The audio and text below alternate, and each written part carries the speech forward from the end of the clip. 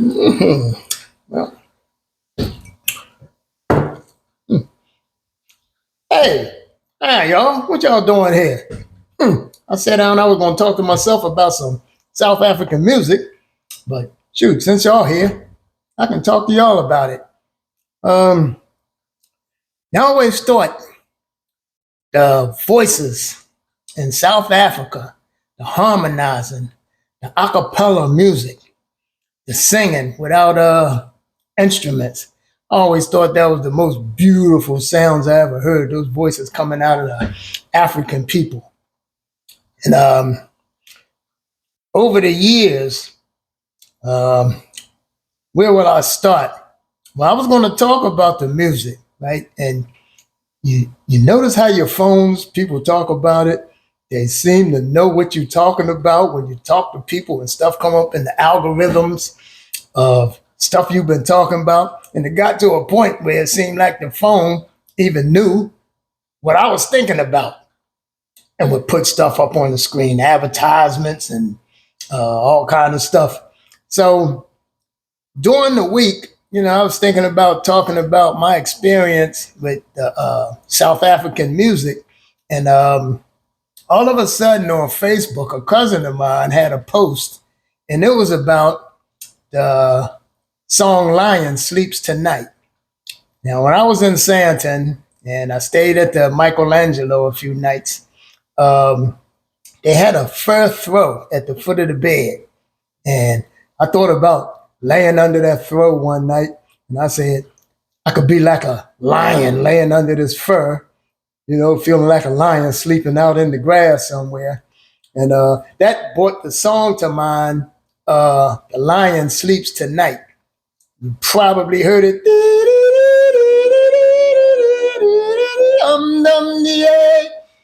So, what I didn't know, you may know, may not know, um, that song was created by a Zulu named Solomon Linda, I think in 1939, right? And some musicians actually from my city. I remember him. A guy told me yesterday his name was Dion. I remember the singer Dion. They say he made that song famous in the U.S. The Lion Sleeps Tonight. What they did, when he came back to the U.S., they said, yeah, that was like a village song. Like it wasn't an individual who made this song. It was a song that they sang in the village. And so uh, they recorded it and it became this very popular song. It was a hit back in the US way back in the day, around when I was a kid. And they say he made, I guess everybody, the producers and everybody, they made millions of dollars off of this song, right? So then in the same article, they were saying Disney took that song, got the rights to that song, and put it in the movie The Lion King, right? And then they really exploited the song. And so years later, at some point, they say the family of the Solomon Linda, the Zulu, say they sued Disney and they got paid for royalties for that song, right? So I know they probably was paid very well. They probably made out very well. But that I didn't know, wasn't thinking about when I said I wanted to talk about the music of South Africa a little bit. But that's a pretty interesting little tidbit. And that song he called Mbawa, right? Mbawa. The lion, well, they called it The Lion Sleeps Tonight when they got it back over here in the US. But that was an interesting story. Now, like I say, the voices of South Africa that I always thought was beautiful. Um, I go back to, I say the 1960s, right? All the way back then, and we talking 50 years ago,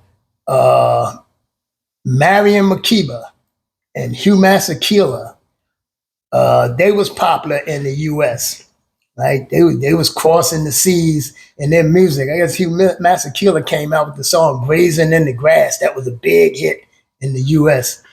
back in the day. And Mariam Makeba, they say she was the first one that called out the fact that this Solomon Linda was the one who created this song, "The Lion Sleeps Tonight," or Imbawa, right? But I used to listen to their music, Mariam Makeba, Hugh Masekela, and Hugh Masekela. My favorite song by him is "Marketplace." And I really like that one. And hey, mama, yeah.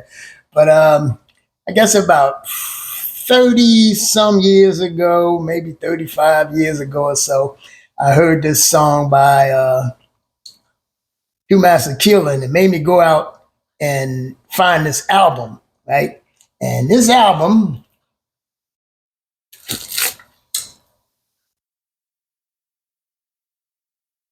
is called "Waiting for the Rain." Now, I imagine what it means, waiting for the rain, is during apartheid, right? And the Africans might have felt like they was in a drought under apartheid and living under apartheid.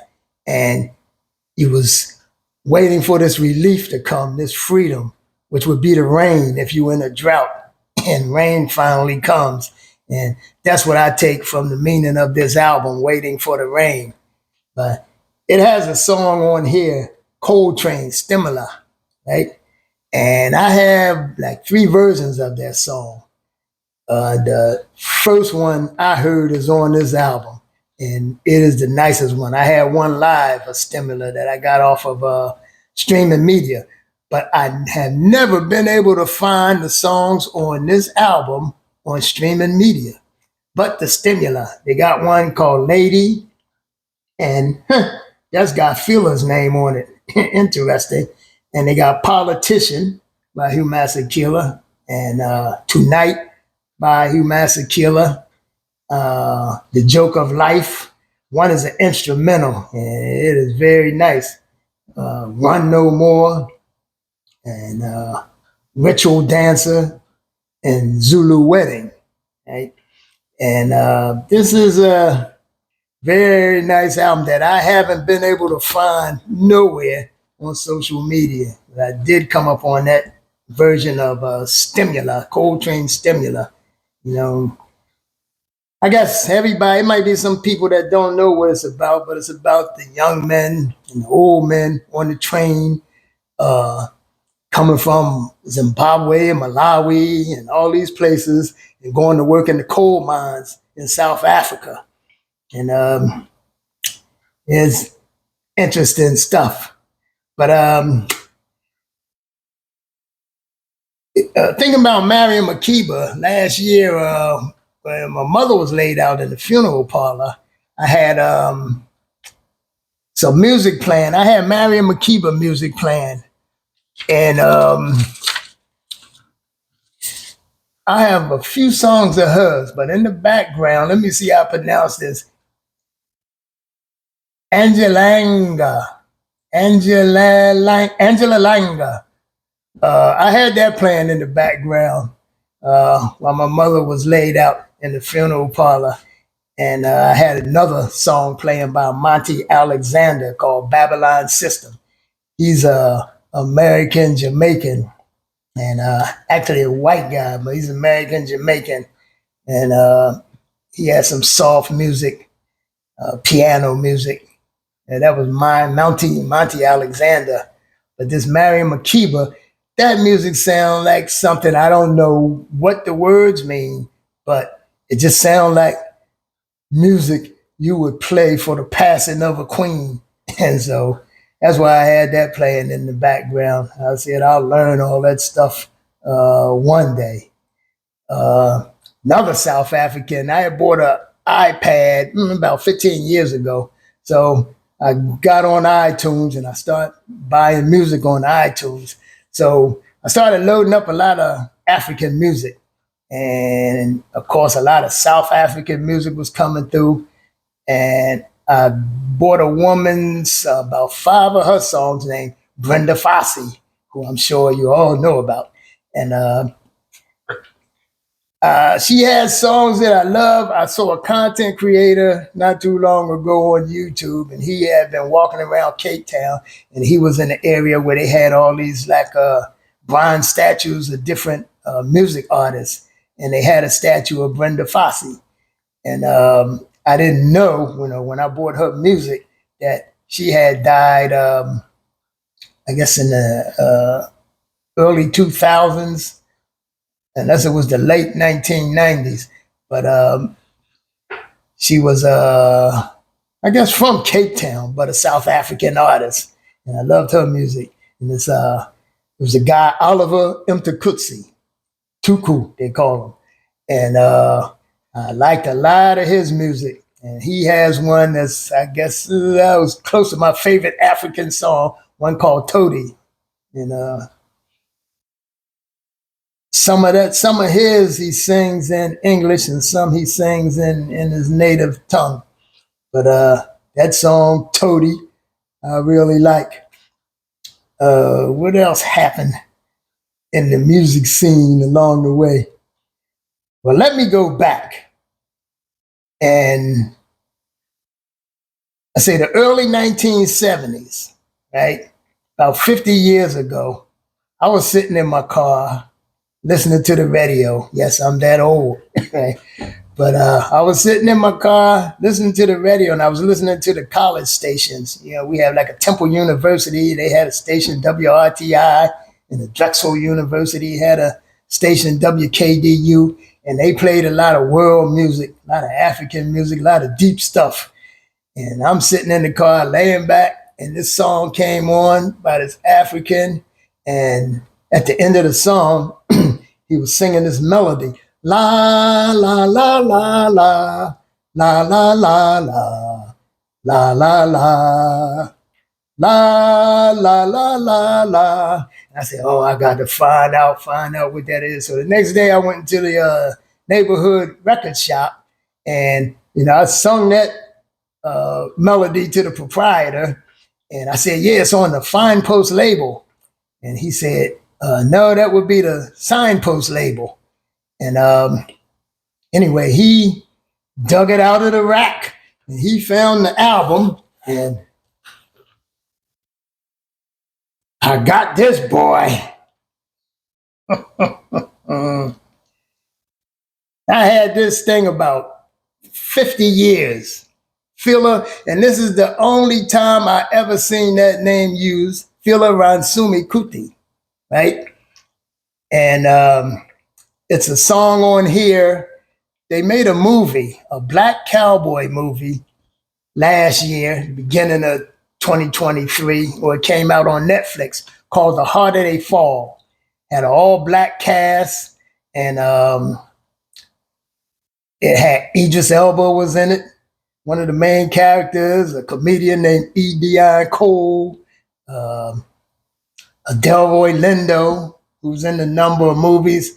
He's a black West Indian. So in this movie, it was two women. One was that beautiful Regina King, and there was another woman who played a character named Stagecoach Mary.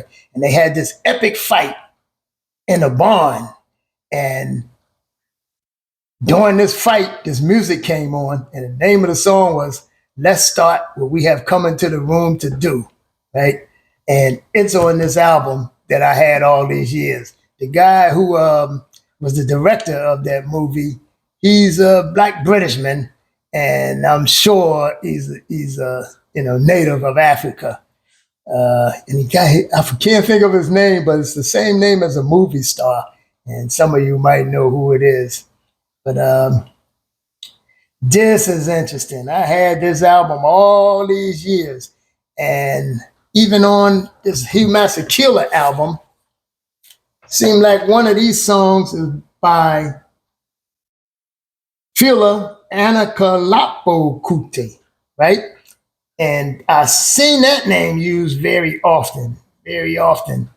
But Fila Ransumi Kuti, this is the only time I ever saw that name used. Right?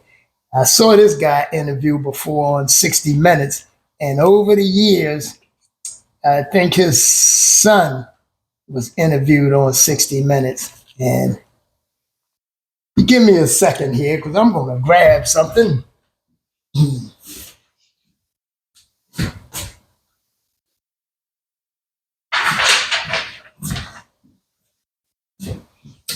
I got a good buddy named George, and we worked on the same job together. We've been hanging out about 25 years, and he he did a stint in the Navy, and he was a flight attendant for some years. So he's been all around the world. He's a worldly guy, and back in the day, I guess the late 1990s, he married a African woman, and I married a woman from the Caribbean, St. Vincent, and we used to hang out and listen to all kind of music and do all kind of stuff that wasn't exactly the norm what everybody was doing in the U.S.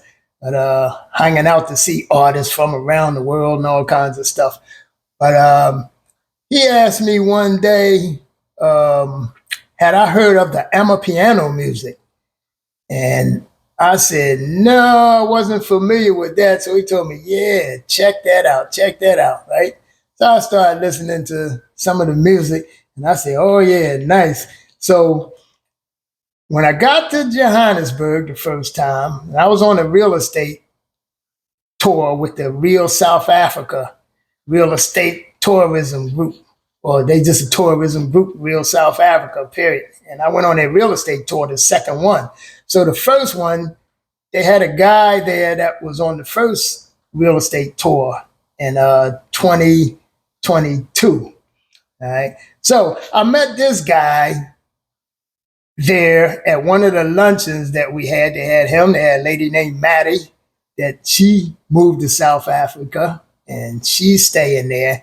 And this guy here, right?